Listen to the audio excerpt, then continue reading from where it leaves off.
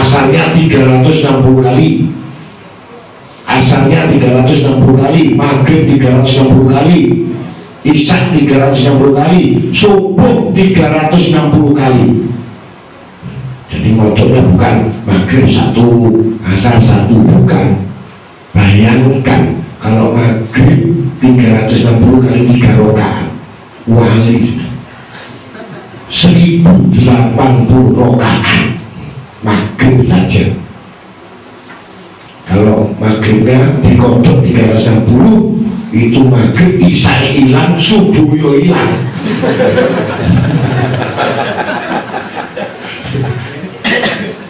Ini disebutkan berapa kali tidak, cuman mengkodok sholat bisa terjadi cuman 1 waktu saja. Yang penting niatnya kodok. Semua yang ditinggal dikodok di dalam bulan Ramadan. Maka saat itu ditanya oleh seseorang, wahai si fulan, namamu bagus, Muhammad, mengapa engkau berbuat seperti itu di dalam bulan Ramadan? Jawabnya, ketahuilah aku pernah mendengar kalau bulan Ramadan itu bulan pengampunan, bulan taubat. Jadi saya tidak mau mikir, langsung ya saya mengerjakan taubat. Dan aku tahu di dalam bulan Ramadan bulan rahmat, bulan berkah, sehingga Allah Ta'ala, aku yakin Allah mengampuni dosa-dosaku dengan sebab kemuliaan anugerah bulan Ramadan. Nanti jadi anak habis hari raya ya udah nggak sholat, mabuk, mendung ya, tapi bulan Ramadan kodok 360 kali. Mau? Nggak enak, orang bayar utang di mana-mana nggak enak ya. Jadi lebih baik harus mengerjakan 5 waktu jamaah, tahajud, hajatnya. Jadi bulan Ramadan sudah panen, nggak perlu kodok. Ini ceritanya yang paling murah ya, pengampunan di dalam bulan Ramadan.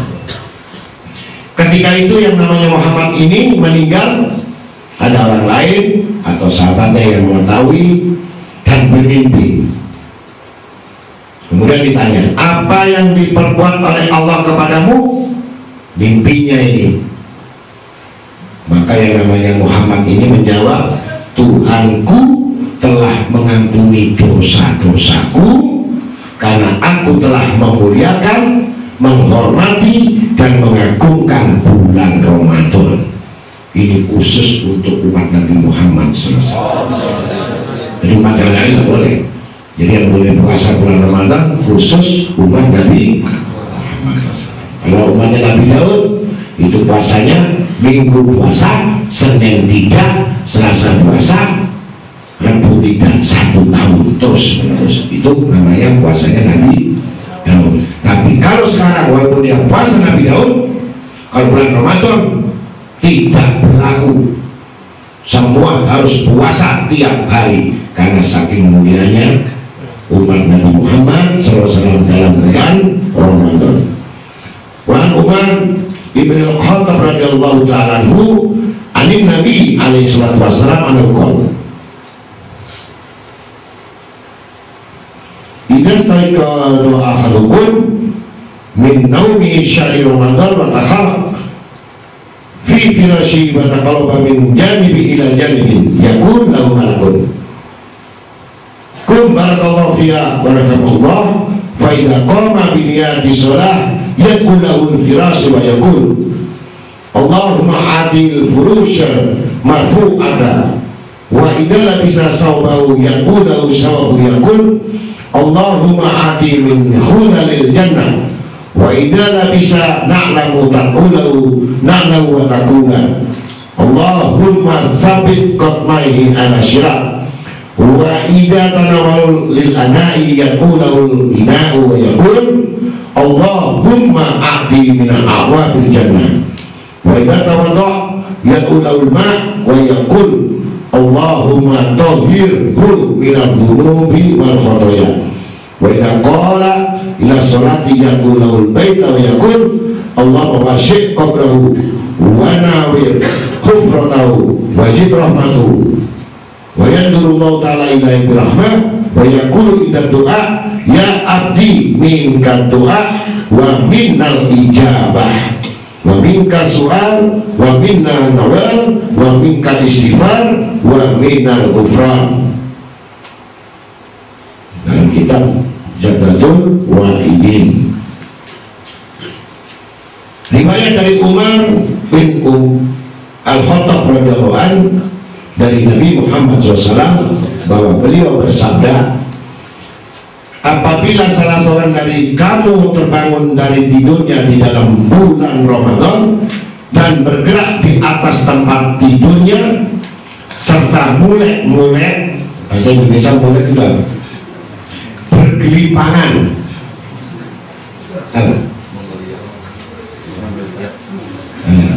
menggeliat itu pengantin anyar, ngerti? Mulek, ya, bergelimpangan dari samping ke samping seperti orang gelisah, maka berkatalah malaikat kepadanya, bangunlah, semoga Allah memberkahi engkau dan kasih sayang kepada engkau. Apabila dia berdiri dengan tujuan niat mau mengerjakan sholat, maka tempat tidurnya itu berdoa dan isi doa yang artinya, ya Allah berikanlah kepadanya balai-balai tempat tidur yang tinggi. Jadi tempat tidur bisa berdoa bagi orang yang berpuasa, ya. Kuping kita nggak dengar, ya. Tapi ini hadis, apabila dia memakai pakaian, pakaiannya pun berdoa dan mengatakan, ya Allah berikanlah dia pakaian dan perhiasan dari surga. Allah Akbar. Apabila dia mengenakan sandal, maka sandalnya pun berdoa sambil mengatakan, ya Allah kukuhkanlah dua kakinya saat di atas jembatan Siratul Mustaqim. Nah, ini keutamaan bulan Ramadan. Apabila dia memegang gayung cibruk, maka gayung pun berdoa sambil mengatakan, ya Allah berilah dia gelas-gelas yang ada di dalam surga. Gayung, Allah Akbar, gayung ini bocor. Apabila dia mengambil air wudhu, maka air wudhunya pun berdoa sambil berkata, ya Allah sucikanlah dia dari segala dosa dan kesalahan. Dari air yang berwudhu itu semua menumpahkan dosa-dosa lewat air wudhunya.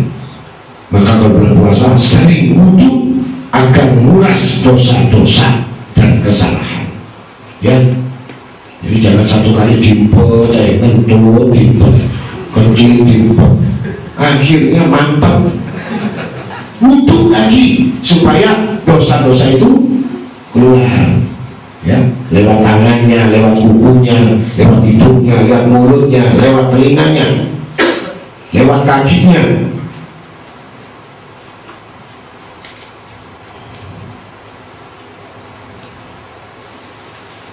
Apabila dia mengerjakan sholat, maka rumahnya pun berdoa sambil berkata, ya Allah luaskanlah kuburnya, terangkanlah liang kuburnya, dan tambahkanlah dalam kuburnya rahmatnya.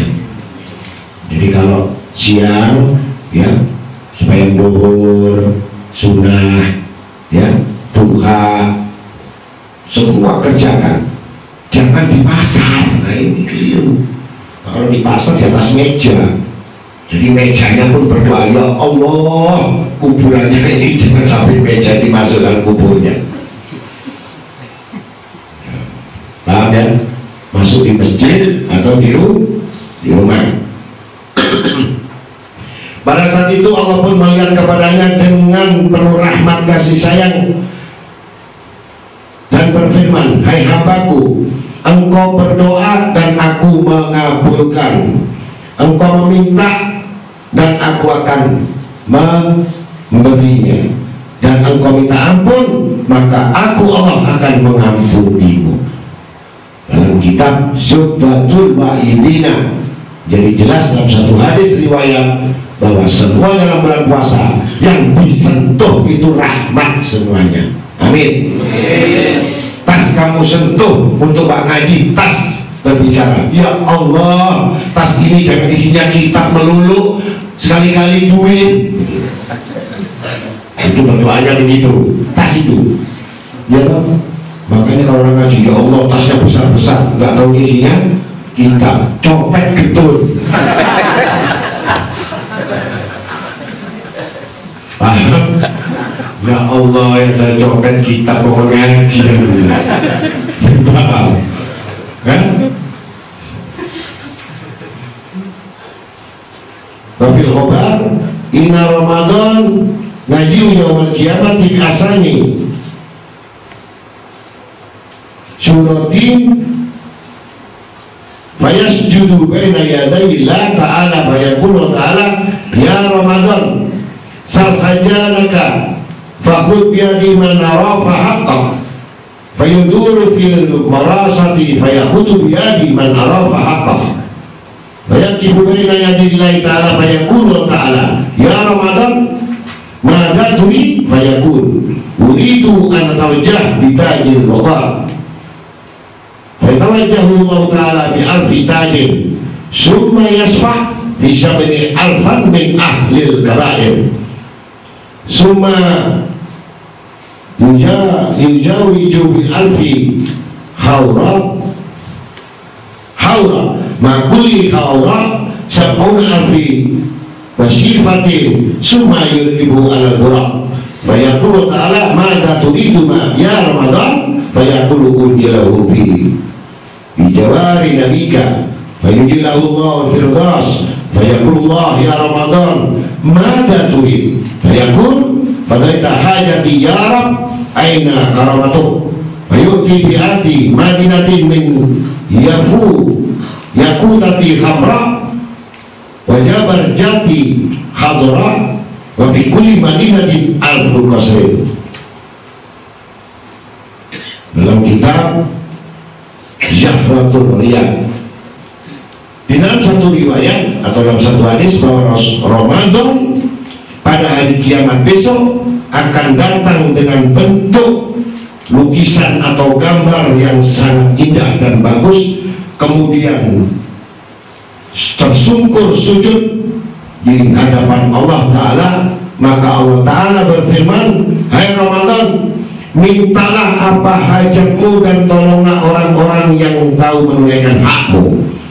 Maka Ramadan pun berkeliling di padang luas dan membimbing serta menolong orang yang telah menunaikan haknya, artinya yang berpuasa. Kemudian berhenti di hadapan Allah Ta'ala. Allah Ta'ala berfirman, hai Ramadan, apa yang engkau hajatkan atau kehendaki? Maka bulan Ramadan menjawab, saya menghendaki agar Tuhan berkenan memberikan kepadanya mahkota kebesaran. Maka Allah memberi 1000 mahkota kepadanya. Kemudian dia Allah memberikan syafaat atau pertolongan kepada 70.000 orang yang berdosa besar dan mengawinkan mereka dengan 1000 bidadari yang tiap-tiap bidadari mempunyai 70.000 gadis pelayannya. Jadi pelayan yang paling jelek itu kayak Syahrini. Itu pelayan yang paling welek. Tahu Syahrini? Siapa? Saya sendiri belum tahu. Katanya orang, ya, kalau anak-anak ini muda-muda diminta, maukah kamu kawin dengan aku? Katanya murid-murid kita, saya tidak menolak. Saya bukan tidak mau, tapi saya tidak, apalagi yang mbah-mbah itu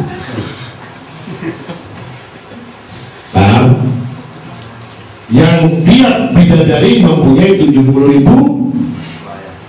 gadis pelayan. Kayak satu bidadari.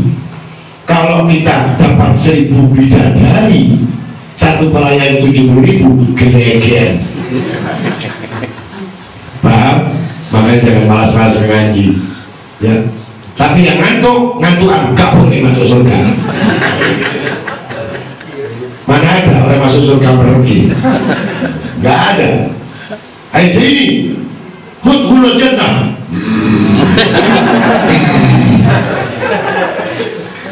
Gak denger. Masuklah kamu surga. Ketinggalan. Jadi orang yang ngaji ngantuk, bu, yang ngantuk gak boleh masuk surga. Mau masuk surga tak masuk, jangan tidur. Ini yang ngantuk suki dia jambi boleh. Cicak berbusuk komennya. Kemudian Allah menaikkannya di atas binatang buruk, yaitu tumpangnya Nabi Muhammad SAW. Kemudian Allah berfirman, mau apa lagi engkau wahai Ramadan? Maka Ramadan menjawab, tempatkanlah dia di samping Nabimu Muhammad SAW. Maka Allah pun menempatkannya bersama Nabi di surga Firdaus. Amin. Allah. Maka Allah berfirman lagi, hai Ramadan, apalagi yang kau kehendaki? Ramadan menjawab, telah engkau laksanakan hajatku ya Allah. Di mana kemuliaan engkau? Maka Allah memberi 100 kota.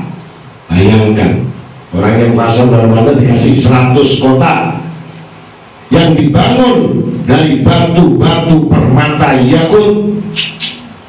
Bayangkan, syafir merah, nggak dipakai di tangan, batu yakut, batu berlian, ya, batu jamrut di surga botol, ya, dibuat botol. Kalau kita eman-eman di sertifikat no, masa kalau di surga wis ganti sertifikat botol, dan batu permata yang indah, hijau, walam. Sedang di tiap-tiap kota berdiri 1.000 istana yang megah indah. Ya Allah, satu kota itu dapat 1.000 istana. Ya Allah, kita jangankan masuk istana presiden, ya kan? Wa ibnu Mas'ud radhiyallahu ta'ala anhu an Nabi alaihi salatu wasallam annahu qala inna awlan nas bi yaumil qiyamah aktsaruhum as-salatan. Dari riwayat Ibnu Mas'ud radhiyallahu anhu dari Nabi Muhammad SAW bahwa beliau bersabda, orang yang paling utama bagi saya di hari kiamat ialah dia yang paling banyak membaca amalan sholawat untukku. Nah, jadi kalau bulan puasa ini minimal 100 kali, sanggup 10.000 sholawat. Habis subuh, habis geletak sholawat Muhammad 10.000. Tapi gak tidur. Nah, itu nanti dapat keutamaan dari Nabi Muhammad SAW. Ya, goreng kopi, godok, apalagi sholawat Muhammad, ya tak? Sini cipi Cepratono, sholawat. Harus poso lalu kok enak kita goreng cipi, langsung lempar no sholawat. Kalau cinta sama Rasulullah ini kamu tahu, ya, sampai kesandung bacanya Sallallahu Muhammad. Begitu, lihat orang, bayangkan Sallallahu Muhammad terus. Jadi nggak pernah lupa, gitu. Kalau orang nggak pernah baca salawat, besok bajingan. Itu ditanya ya bajingan, ya bajingan. Jadi banyak baca salawat, insya Allah setiap marah pasti yang keluar mau marah itu Sallallahu Muhammad. Itu karena amalannya nggak jadi marah. Jadi sama istri minta belanja bulan puasa mau sepi, langsung lebih besar pahalanya daripada gaji gajiku 1 bulan. Apa itu Mas? Sallallahu alaihi Muhammad. Terus diam. Ya, ada yang tanya sama saya, gimana Gus? Saya nggak punya ini. Ada orang kawin kok maharnya Fatihah sama sholawat. Iya, diterima. Sosok Fatihah itu sosok, sholawat sosok. Nah, itu mertua yang benar-benar yang sudah mati. Kalau mertua hidup nggak mau.